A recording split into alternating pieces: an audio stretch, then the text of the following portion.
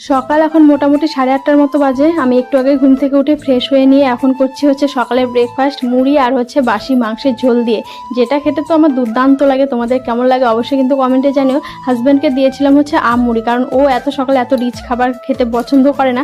তো এদিকে মা হচ্ছে রান্নার প্রস্তুতি শুরু করে দিয়েছে, কারণ আমার হাজব্যান্ড আজকে বেরিয়ে যাবে, মানে সকালে খাওয়া দাওয়া করে দোকান থেকে তারপর একদম বাড়িতে চলে যাবে। ওরা আসবে না, আমি আর মেয়ে বুধবারে বিকেলের দিকে চলে যাব। তো দেখো হাজব্যান্ড স্নান ধ্যান করে খেতেও বসেছে মাছের ঝোল দিয়ে। আর আমার এখানে এলে একটাই কাজ, খাওয়া আর ঘুম। মানে 24টা ঘন্টা আমার মুখ এটা ওটা করে নড়তেই থাকবে। দইয়ের হাঁড়ি নিয়ে বসে পড়েছি।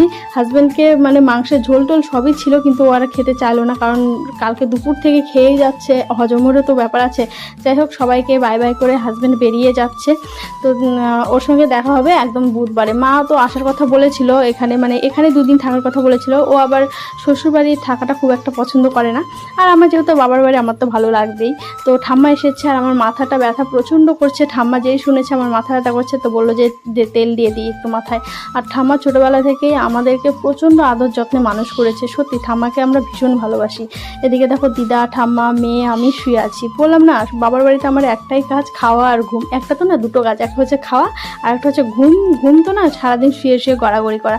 তো একটুখানি উঠে আমাদের বাড়ির পেছন দিকে এলাম। তোমাদেরকে কালকে বলেছিলাম যে আমাদের লেবু গাছে প্রচুর লেবু ধরেছে, সেটা তোমাদেরকে দেখাবো। কালকে তো আর দেখাতে পারিনি, তো সেই জন্য আজকে এলাম। দেখো মানে দুটো গাছ আছে, দুটো গাছে এত পরিমাণে লেবু ধরে না, লেবুর জন্য গাছই একদম হেলে যায় প্রচুর। ক্যামেরাতে অত বোঝা যাচ্ছে না। আর ভেবেছিলাম একটু বাঁধের দিকে যাব, নদীর ধারে। ওই যে দেখো ওই সাইডটাই নদী আছে, কিন্তু ওইদিকে কাদা যেহেতু সেই জন্য আর গেলাম না। পরে কাদা শুকলে অবশ্যই যাব, তখন তোমাদের সঙ্গে শেয়ার করবো। এখানেও একটা গাছ আছে, দেখতে পাচ্ছ কিনা, ওটাতেও কিন্তু প্রচুর লেবু ধরেছে।